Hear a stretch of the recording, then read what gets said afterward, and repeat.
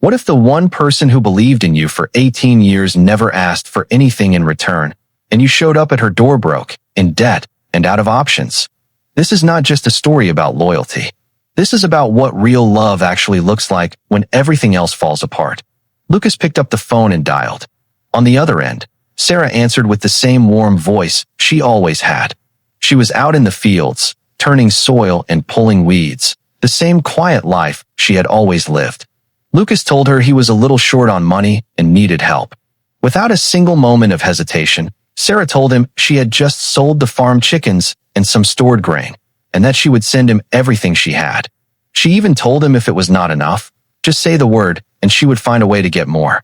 18 years earlier, a teenage Lucas stood at the edge of giving up on everything. His parents were getting older, and the family had nothing left to scrape together for college tuition. He had already made up his mind to go work in the city when Sarah, a girl with no formal education herself, pressed her savings into his hands and told him that a smart boy like him had no business wasting his future. She promised to handle the next 4 years of tuition herself. She sold jewelry, turned down every suitor her mother pushed at her, and kept the fields running alone. Her mother begged her to move on. She refused. She said Lucas was not that kind of person. She believed he would come back. Years passed. Lucas did graduate. He left to build something. And then the business collapsed.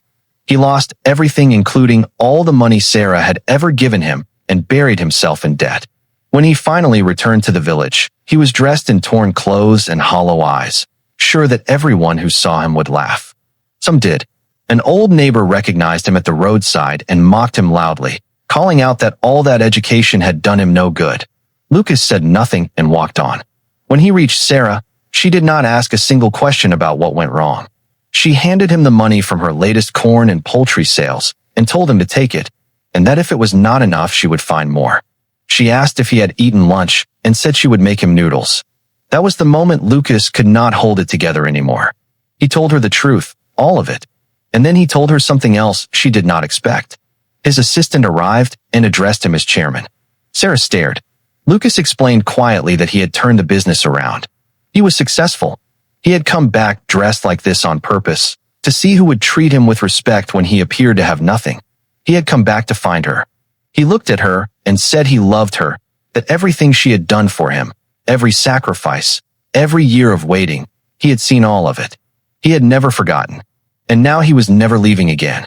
Have you ever had someone in your life who believed in you before you believed in yourself? And if so, did you ever find a way to truly show them what they meant to you?